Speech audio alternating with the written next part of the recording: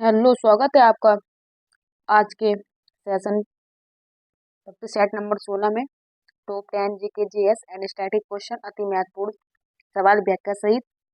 तो स्वागत है आपका। और स्टूडेंट कैसे हैं आप सभी? आई होप सभी अच्छे होंगे और बहुत ही अच्छे से अपनी तैयारी भी कर रहे होंगे। तो सब लोगों ने अपनी दीपावली मना ली होगी। तो चलिए अब फोकस करते हैं अपनी पढ़ाई पर, क्योंकि सबसे पहली और सबसे इम्पोर्टेंट काम हमारा यही है, पढ़ाई, और उसके बाद नौकरी लेना, अपने माता पिता के सपने को पूरा करना। तो स्टूडेंट सेशन स्टार्ट करते हैं। देखते हैं आज का पहला क्वेश्चन क्या है हमारी स्क्रीन पर।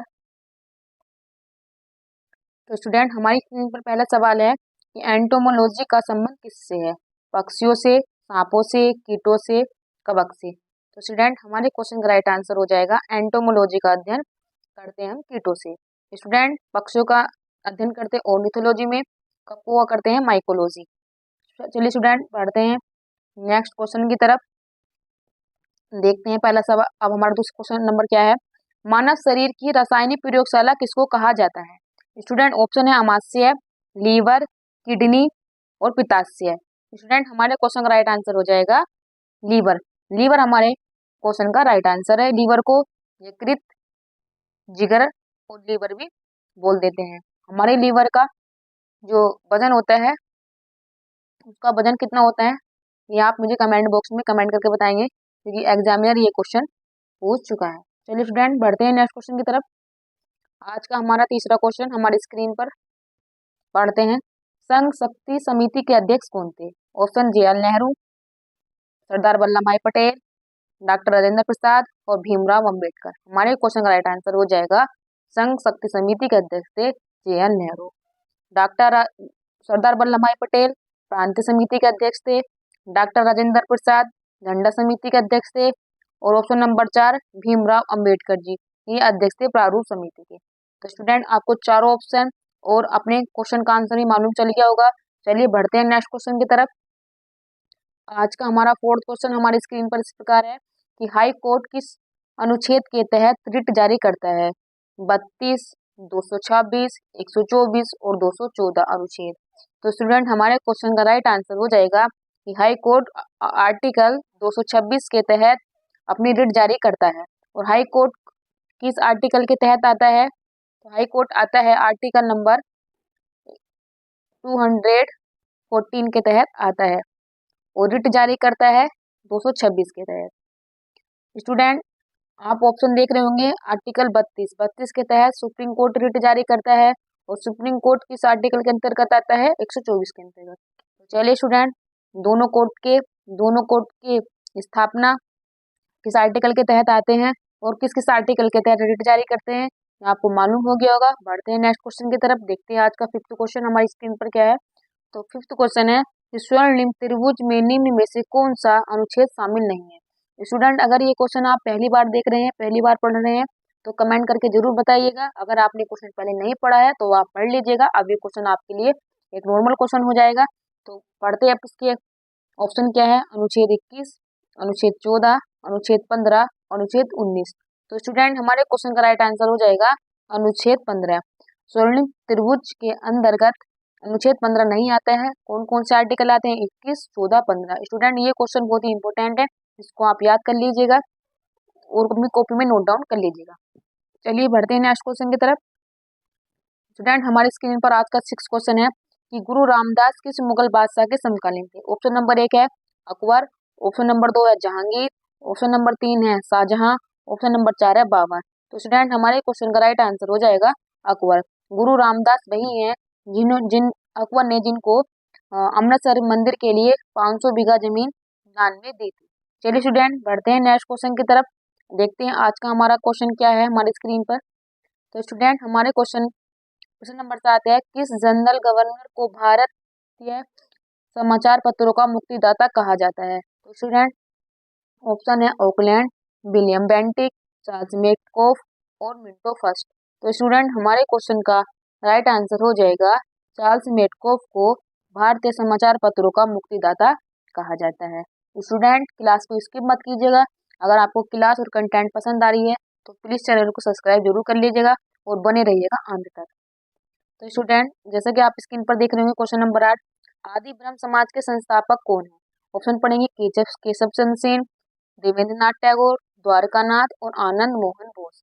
तो स्टूडेंट हमारे क्वेश्चन का राइट आंसर हो जाएगा देवेंद्र नाथ टैगोर। ये आदि ब्रह्म समाज के संस्थापक हैं। ब्रह्म समाज दो शाखाओं में टूट गया था, आदि ब्रह्म समाज और एक हो जाएगा साधारण भारतीय ब्रह्म समाज। तो अगर पूछेगा भारतीय ब्रह्म समाज के संस्थापक कौन थे तो आंसर होगा केशव चंद्र सेन, और पूछेगा आदि ब्रह्म समाज के संस्थापक कौन थे तो देवेंद्र नाथ टैगोर। अगर आपको याद करने में दिक्कत हो रही है तो यहाँ देखिए, यहाँ पे है दी और यहाँ है दे, तो दी, तो इससे आप याद कर लीजिएगा, आदि आएगा तो दे आएगा और भारतीय आएगा तो केशव चंद्र सेन आएगा। तो आपको ऑप्शन मिलेगा तो आप वहाँ से टिक कर दीजिएगा, आपका क्वेश्चन राइट हो जाएगा। तो चलिए स्टूडेंट बढ़ते हैं आज के सेकेंड लास्ट क्वेश्चन की तरफ, देखते हैं आज का हमारा लास्ट क्वेश्चन क्या है। तो स्टूडेंट हमारे स्क्रीन पर आज का सेकेंड लास्ट क्वेश्चन आ चुका है, चलिए इसको रीड करते हैं। महात्मा गांधी का पहला आंदोलन कहाँ माने कौन सा हुआ था? ऑप्शन नंबर 1 खेड़ा आंदोलन, अहमदाबाद मिल आंदोलन, असहयोग आंदोलन और चंपारण आंदोलन। तो स्टूडेंट हमारे क्वेश्चन का राइट आंसर हो जाएगा चंपारण आंदोलन। स्टूडेंट अगर आपको पता होगा चंपारण वर्तमान में कहाँ है, ये पड़ता है बिहार में। बिहार के मुख्यमंत्री कौन है? नीतीश कुमार ठाकुर जी। नीतीश कुमार ठाकुर नहीं है, नीतीश कुमार नाम है उनका, भी हम बिहार के सीएम है। और चंपारण आंदोलन कब हुआ था? 1917 में हुआ था। आंदोलन इसलिए हुआ था क्योंकि वहां पर 3 कठिया प्रथा थी, जो कृषि के तिहाई हिस्से पर जबरदस्ती किसानों से नील की खेती कराई जाती थी। नील की खेती कराने से जो खेती की उर्वरक क्षमता थी वो कम हो रही थी और उसका उचित दाम भी नहीं मिल पा रहा था। स्टूडेंट आप देख पा रहे होंगे अहमदाबाद मिल आंदोलन, ये आंदोलन पहला ऐसा आंदोलन था जहाँ पे महात्मा गांधी जी ने आमरण अनशन भी किया था। तो स्टूडेंट आपको कैसी लगी जानकारी कमेंट करके जरूर बताइएगा। क्लास पसंद आई है तो प्लीज़ चैनल को सब्सक्राइब कर लीजिएगा, बने रहिएगा अंत तक, क्लास को स्किप मत कीजिएगा। आज का लास्ट क्वेश्चन हमारी स्क्रीन पर आ गया है, भारतीय चावल अनुसंधान संस्थान कहाँ पर स्थित है? भारतीय चावल अनुसंधान संस्थान कहाँ पर स्थित है? स्टूडेंट ऑप्शन पढ़ते हैं रांची, कटक, बनारस, हैदराबाद। तो स्टूडेंट आप सबने क्वेश्चन तो आराम से पढ़ लिया होगा, तो चलिए ऑप्शन टिक कर लेते हैं। तो हमारे क्वेश्चन का राइट आंसर हो जाएगा हैदराबाद। भारतीय चावल अनुसंधान संस्थान हैदराबाद में है। स्टूडेंट आप पूछोगे कि कटक आंसर क्यों नहीं होगा? स्टूडेंट कटक आंसर इसलिए नहीं होगा क्योंकि अगर पूछेगा कि केंद्रीय चावल अनुसंधान संस्थान कहाँ है तो आंसर होगा कटक। अगर पूछेगा भारतीय चावल अनुसंधान संस्थान कहाँ है तो आंसर होगा हैदराबाद। तो स्टूडेंट आपको डिफरेंस और क्वेश्चन की क्वालिटी पता चल गई, क्वेश्चन आपसे क्या डिमांड कर रहे हैं वही आपको उत्तर देना है।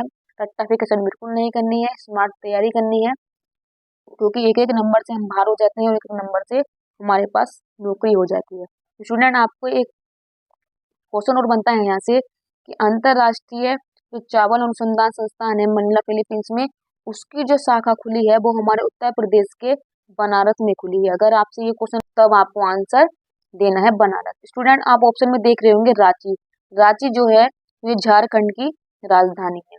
स्टूडेंट झारखंड बना था किससे अलग होकर बना था? ये बिहार से अलग होकर बना था और बिहार के ये 18 जिले काटकर झारखंड राज्य को बनाया गया था। स्टूडेंट आपको मालूम होगा जो रांची है झारखंड, यहाँ पर लाख का अनुसंधान संस्थान है। तो स्टूडेंट आपको ऑप्शन क्लियर हो गए होंगे, ऑप्शन क्लियर होगा होंगे और समझ में बहुत अच्छे से आ गया होगा। मैंने चारों के चारों क्वेश्चन आपके सामने रख दिए हैं, किस किस क्वेश्चन से किस किस ऑप्शन से क्या क्या सवाल बनेगा वो भी मैंने आपके सामने रख दिया है। तो स्टूडेंट अगर आपको क्लास और कंटेंट पसंद आई है और आज कुछ नए क्वेश्चन मिले हैं, कुछ नया सीखने को मिला है तो प्लीज़ कमेंट जरूर करके बताइएगा और बने रहिएगा मेरे चैनल पर। वीडियो को स्किप मत कीजिएगा क्योंकि स्किप करने पे क्या होता है जानकारी हमसे स्किप हो जाती है। इसलिए क्लास लंबा नहीं है, 10 क्वेश्चन है, 10 क्वेश्चन नाम के 10 क्वेश्चन है लेकिन जानकारी बहुत अधिक है। तो student thank you so much all student, subscribe my YouTube channel and support my YouTube channel. तो अगर आपको क्लास और कंटेंट पसंद आ रही है तो सब्सक्राइब जरूर कर लीजिएगा, अगर आपको लगता है कि शेयर करना है तो शेयर भी कर दीजिएगा। तो थैंक यू सो मच, मिलते हैं अगले सेशन।